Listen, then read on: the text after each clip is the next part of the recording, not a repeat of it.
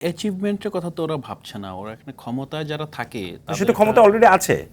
না, না, এইটা তো একটা দম্ভ থাকে, প্রকাশ করতে হয়। ক্ষমতাটা কিন্তু আপনার এক্সিবিশনের ব্যাপার। এক্সিবিশনের ব্যাপার, এটা অ্যাসার্ট করতে হয়। ওরা মনে করছে যে কি আমাদেরকে তো ওরা গুনতেছে না, আমরা তো আসলে যে পাওয়ারে যে আছি ওরা তো মানতেছে না।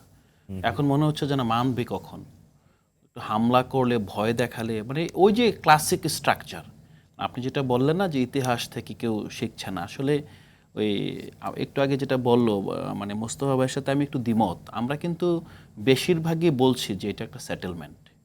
বর্তমানে বাংলাদেশের পুরো রাজনৈতিক ব্যবস্থাটা এই সেটেলমেন্টটা টিকিয়ে রাখতে হলে আপনার বিএনপির যে দায়িত্বশীল ভূমিকা পালন করতে হবে দল হিসাবে, সরকারেরও ভূমিকা পালন করতে হবে, জামাত, এনসিপি, সবাইকে আমরা কিন্তু এটা বলছি। এখন আপনারা মানে 10 জনের ভিতরে একজনের বক্তব্য আপনার কাছে পছন্দ হচ্ছে না, তাকে আপনি চোজেন পিক করে পুরো আপনার একটা রাজনৈতিক জনগোষ্ঠীকে, একটা রাজনৈতিক দলকে আপনি ভিলিফাই কেন করছেন? আপনারা কেন আমাদের মধ্যে যারা আপনার সহমর্মিতার কথা বলছে, যারা প্রতিদিনের পলিসি ডায়ালগে অংশগ্রহণ করছে, একসাথে কথা বলছে, ঐক্যের ডাক দিচ্ছে, আপনি তাদেরকে কোনো পিক করছেন না? এই জায়গাটা তো আমাদেরকে ভেবে দেখতে হবে। আর ছাত্রদল কিংবা বিএনপির ক্ষেত্রে আমরা এটা বলবো যে বিএনপির অতীতের যেই আপনার গভর্নেন্স বাংলাদেশে, তারা কখনোই অ্যাবসোলিউট পাওয়ার আওয়ামী লীগের মতো চর্চা করতে পারে নাই। যখনই চর্চা করতে গেছে তখনই একটা বড় বড় ব্লান্ডার করেছে। এখন এই 3 মাসের ভিতরে কিন্তু অন্তত এনসিপির উপরে কিংবা জামাতের উপরে যেই ধরনের আপনার আস্ফালন দেখা যাচ্ছে, আমি মনে করি এটা অপ্রয়োজনীয়। আপনাদেরকে তো মেনে নিয়েছে, সংসদে যেমন মেনে নিয়েছে, সংসদের বাইরেও মেনে নিয়েছে। এবং জামাতের এমপিরা যত সাবমিসিভ, এই যে আমাদের পাশে একজন সম্মানিত প্রশাসক বসে আছেন, প্রশাসকদের সাথে দেখা করার জন্য জামাতের এমপিরা রাস্তায় দাঁড়িয়ে আছে ঘন্টার পর ঘন্টা, অথচ ওয়ারেন্ট অফ প্রেসিডেন্সে কোনোভাবে দাঁড়িয়ে থাকার কথা না। সেতুমন্ত্রী গিয়েছে আপনার দক্ষিণবঙ্গে, আমরা দেখেছি সেখানে জামাতের এমপিরা তার বাড়ির মানে ছেলে পেলে নিয়ে দাঁড়িয়ে আছে। হ্যাঁ, মন্ত্রী কিন্তু দাঁড়ায়ও নাই, সে আবার আরও 1 কিলোমিটার হেঁটে গিয়ে আবার দাঁড়িয়ে গেছে। এরকম সাবমিসিভ বিরোধী দল কোথায় পাবেন? তারপরে যদি মনে হয় যে না, আপনার তো আসলে মনে হচ্ছে না, যে থাকে না আপনার ধরেন মানুষ রেসপন্স চায়, আমার মনে হয় যে বিএনপিও অনেক বেশি একটা আপনার মনোটোনিসিটির মধ্যে চলে গেছে যে কি ব্যাপার, আমি যে সরকারে আছি এর তো ক্লেশ হচ্ছে না। হ্যাঁ, ওরকম তো আমি বুঝাতে পারছি না যে আমার পাওয়ার, হ্যাডম ধরেন সাদা বাংলা চলে আসছে।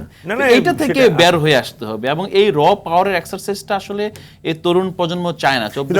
আলাদা একটা সম্পূরক প্রশ্ন, সেটা হচ্ছে যেই অন্তর্বর্তী সরকারের সময় যেই মবের এনসিপির বিরুদ্ধেও কিন্তু এই মবের উস্কানিতে বা মব করার অভিযোগ এসছে, মানে যেই মবে এনসিপি পার্টিসিপেট করেছে কিছু কিছু জায়গায়, সেই মবেরই কি সে এখন ভিকটিম হচ্ছে কিনা?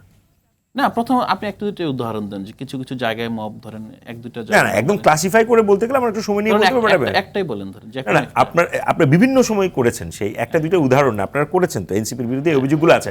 আমি কিন্তু শব্দটা বলেছি অভিযোগ, আলাউদ্দিন আমি কিন্তু শব্দটা একদম ক্যাটাগরিক্যালি বলেছি অভিযোগ। আচ্ছা, আমি অভিযোগের কথা বলেন, ধরেন অভিযোগ আমাদের আমি প্রমাণ দল হিসেবে এনসিপির বিরুদ্ধে আপনার মব, সেই অভিযোগ বিএনপির বিরুদ্ধে, জামাতের অভিযোগ হলো যে আমরা আপনার প্রধান উপদেষ্টা বাসভবনের সামনে মব করেছি। আরো অভিযোগ আছে যে আমরা ধরেন সরকারি প্রতিষ্ঠানগুলো সেখান থেকে ফেসিস্ট বিতরণের জন্য মব করেছি। আপনার কি মনে হয় না যে গণ অভ্যুত্থানের পরে যেই পরিমাণ আপনার সহিংসতার কথা বলছি না, ধরেন আপনার যেইভাবে এই রাষ্ট্রযন্ত্রকে আষ্টে পৃষ্ঠে বেঁধে রেখেছিল, তাদেরকে আপনার এই গণ অভ্যুত্থানকারী শক্তি সবাই মিলে আপনার ইমিডিয়েটলি সবগুলো প্রতিষ্ঠানকে ভ্যাকেন্ট করে সেখানে নতুনভাবে আপনার রিডিফাইন্ড করে নিয়োগ করা দরকার ছিল না? তো সেগুলো করেন নাই, সেটা করে নাই। যখনই মনে হয়েছে যে এখানে করা দরকার, যখনই আপনার ছাত্র জনতাকে হাজির হয়েছে, তখনই ধরেন কিছু কিছু ক্ষেত্রে মব, এবং স্বাভাবিকভাবে মব তো জেনুইনলি মব হয়েছে, কিন্তু আপনার রাজনৈতিকভাবে যে জনরোষ, সেটাকেও তো আপনি মব বলতে পারেন না। এখন যে আপনি যেটা বলছেন মবের শিকার হওয়া, দেখেন আপনার পাটোয়ারির ব্যাপারে যদি বলেন, ধরেন পাটোয়ারি তো মসজিদে নামাজ পড়ে, এবং আমি ব্যক্তিগতভাবে এটা পছন্দ করি না।